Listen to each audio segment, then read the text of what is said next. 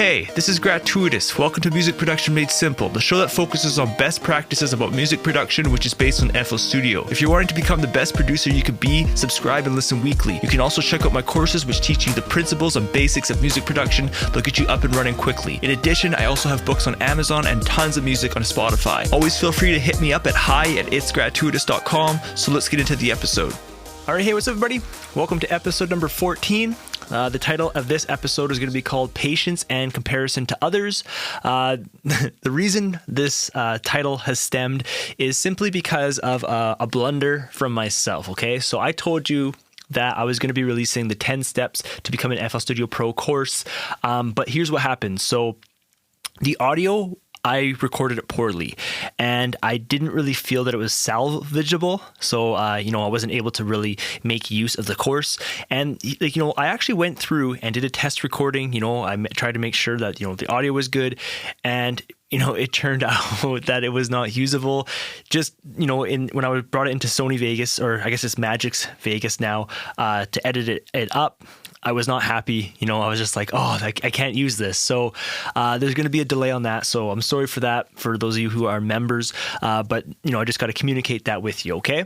So that's really like the main reason why the title has stemmed from this. I just want to talk about some, important things that you can't forget about, and, things for you to reflect on as well, because, even if you are in an industry for however long, mistakes still happen, and you still have to dot your I's, cross your T's, make sure everything is good to go before you commit. I did try a different recording technique, like I told you in the last episode. Since now I have a green screen, I tried to record it with like a lavalier microphone, because I didn't want like a big microphone in my face with a green screen. It kind of looks weird.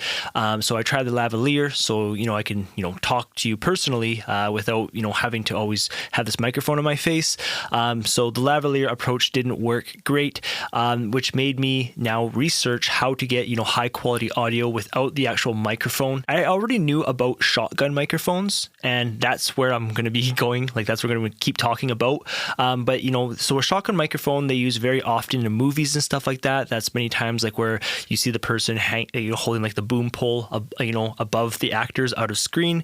It just allows you to hone in on audio, and it rejects audio from like the sides and stuff like that. So I think that's what I'm going to do going forward. That way I can still use the green screen and still get high quality audio. I'm going to talk about this a little bit more. I have it all kind of written out in like point form here. I've just been talking just about, what's kind of happened. In addition, I just recently got back into the electrical game. So I was off work there for, I think it was a good 6 months. And in that time, I was able to build my membership website. I already had some courses I already created, but in that time off, I think I banged off maybe 7 or 8 courses in that time as well. I also worked with, a lot of distributors, signing contracts, trying to get my courses into, these distributors. But now it's gotten to that point where, now I need to start making some, real money. This provides some income, but by no means is it enough to live off of, right? So just to let you guys know, where I'm at in life and stuff like that.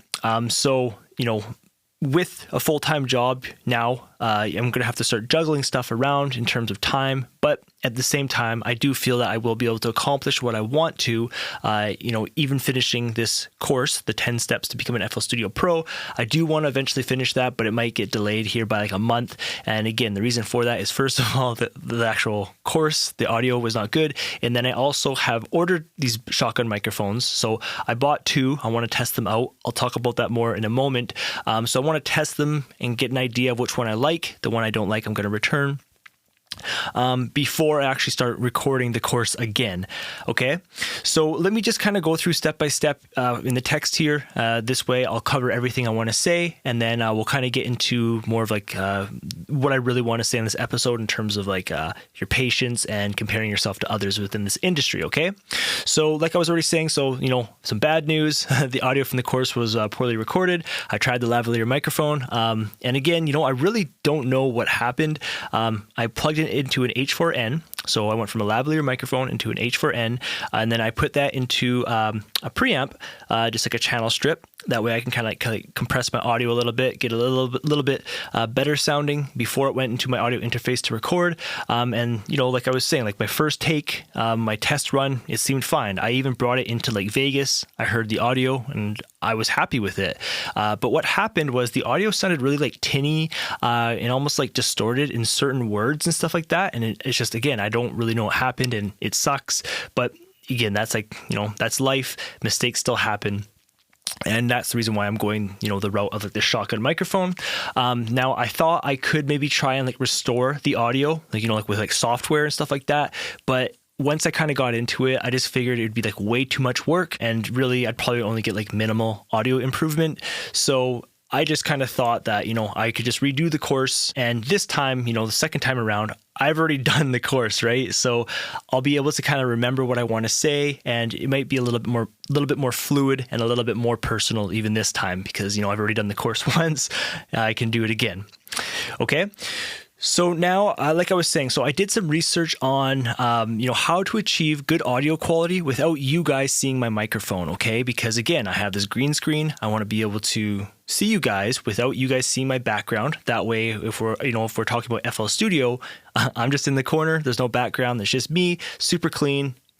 Still get the high quality audio, right? I already knew about shotgun microphones, but now, I realize that maybe I actually have like a need for one. And through my research, it seems that a lot of people were actually recommending a hypercardioid microphone. Okay. So, when we talk about microphones have different pickup patterns. Okay. This is something for you to read on. It's really important just to kind of know, what's out there. Your most common one is just a cardioid. Okay. It's kind of like the little like heart shaped. So like you can actually look at like the picture and it shows you like where the microphone picks up, okay? And when you get into like a supercardioid or like a hypercardioid pickup pattern, they're just more focused. So instead of it being wider, it's more just like kind of laser focused at a certain area. So if you can imagine me holding like a pencil, and like wherever like the pencil's pointing, it picks up that audio. And from anywhere else, as soon as it kind of goes off axis, that audio, it really turns down in volume. Like you can actually hear it rejecting, and especially when you go to the sides. But the reason why people were recommending a hypercardioid is because a shotgun microphone, even though, like I'm saying, it rejects the frequencies, supposedly in the low frequencies, a shotgun microphone kind of struggles with rejection, okay? So what can happen is your shotgun microphone is rejecting like the mids and highs, but it's not rejecting like the lows. So you can kind of be getting like audio in with kind of canceled audio, and they're just saying that indoors shotgun microphones shouldn't really be used, and a hypercardioid would be like a better approach.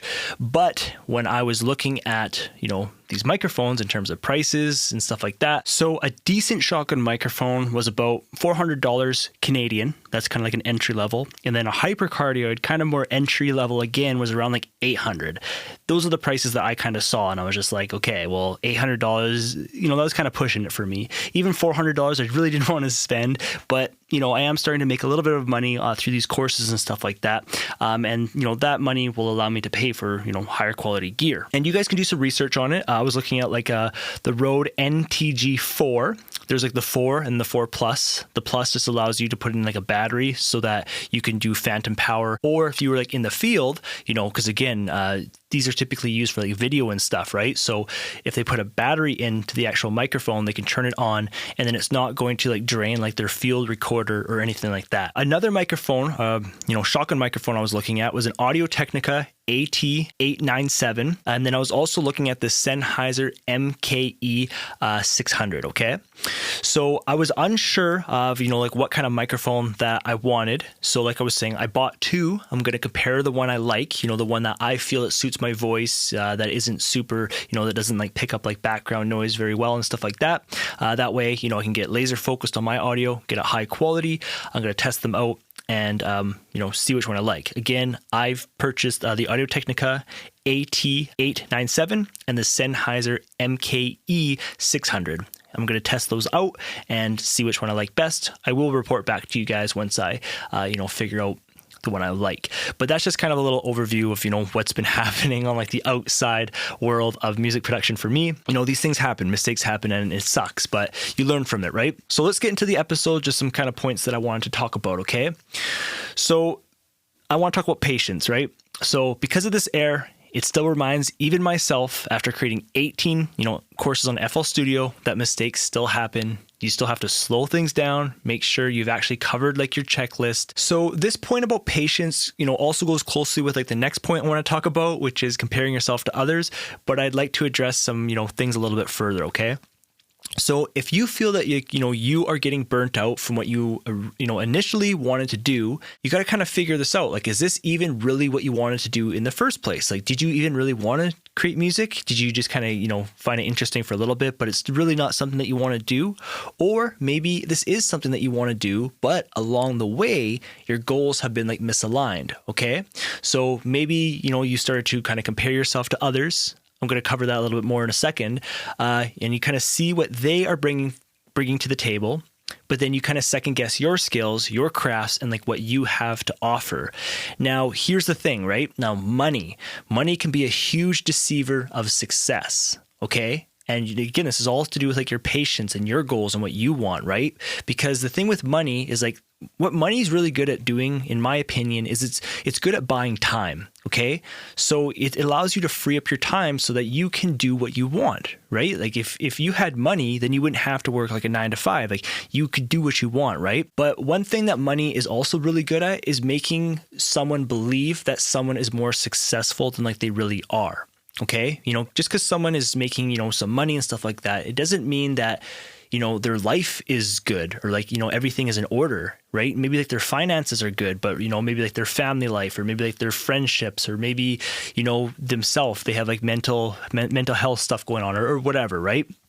So it's really deceiving to look and compare and stuff like that. That's why when you make your music, you have your goal. It's like you just enjoy making music, and that's totally cool. So let's kind of more talk about now comparing yourself to others a little bit more, okay? So it's important to be aware of how deceiving platforms like, for example, Instagram are, okay?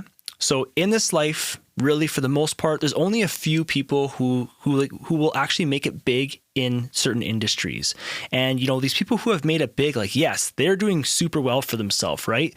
But not everyone can be successful in an industry. And if you look at it, for example, like electrical, where I live, it's like, yeah, there's like, a good handful of electrical companies which are doing amazing, but there's some other electrical companies which are maybe always trying, it's always maybe hard for them to find work. So let me just repeat this line one more time for you, okay? Not everyone can be successful in an industry, okay? Just remember that, okay? Now, again, to compare yourself to others, here's some points which I want to get across to you. These are things which, just for you to reflect on and for you to, take what you want out of it, okay? So when you're comparing yourself to others, you got to think this way. So what are your goals? Why did you start creating music in the first place? If you're feeling burnt out, why, right? Look back to when you started. What inspired you? Why did you keep watching videos and reading to learn more and more, right? Like you were probably, really excited to learn music production and stuff like that, right? And so now if you want success, you do have to work for it in this industry. And that means not just making music, but learning all corners of the industry, whether this means actually hiring out certain tasks or handling it yourself. So just listen to those points which I said to you, okay? Just kind of go over them in your mind. And, at the end of the day, this is you, right? What you want to do with your music and how you want to approach it. If you want to, try and sell your music, that's totally cool. But you have to learn the industry. Like if you want to sell your music, well, then you actually have to learn how to sell your music. Like, maybe you have to go that approach of getting an agent or trying to find someone who can be that middleman for you, someone who has the connections, because you only have so much time in this world too, right? Like, you might be good at making the beats and, let's say you're not able to sell your music, but you want to. So, even if you give a cut of your money to somebody, at least now maybe you're bringing some money in. Okay, so anyways, that was just kind of this episode about, first of all, I wanted to share with you that I I screwed up on the audio. I'm so sad with that. Even right now, I still have the recordings in the folder and I still look at them sometimes. And it's just like, because I personally think that the course turned out pretty good. I said what I wanted to say. And, everything was just kind of fluid. But now maybe I can take a different stab at it, maybe break it down, add some more videos. One thing I was really happy with the course is because, again, the title is 10 Steps to Become an FL Studio Pro. So I had 10 steps, right? And I actually created 10 videos and I was happy. It was actually kind of like, 10 steps, 10 videos, good to go. But kind of looking back at it, some of the videos were a little bit long. Like even though that all the content was there that I wanted, maybe I could break it into, kind of smaller sections, make it a little bit easier to digest. But we'll see when we get there. I will report back once I get these microphones. They're currently being shipped. They said they'll be here, by September 4th or 5th or something like that. But, Amazon's actually pretty good. They're usually faster than what they say. Always puts a smile on my face when you get an Amazon package. So thanks for tuning in, and I will check in with you guys next week. I do try to release these every week, just depending on my schedule, sometimes I might shift it a day forward just because, maybe I got tied up. But I am trying to release these every Thursday, okay? So again, if you guys have questions, come to my website or contact me at so it's hi@itsgratuitous.com. Thanks for tuning in. I'll talk to you guys in the next one. Thanks for checking out the episode. If you had any questions, visit itsgratuitous.com/podcast, select an episode, and submit your question at the bottom of the page to the contact form. If you'd like to take my FL Studio courses, see my current studio and podcasting gear, read my books, or are interested in lessons, visit the link itsgratuitous.com/learning. That page will redirect you to more info and resources. I hope the best with your productions. I'm Gratuitous, and I'll see you in the next episode.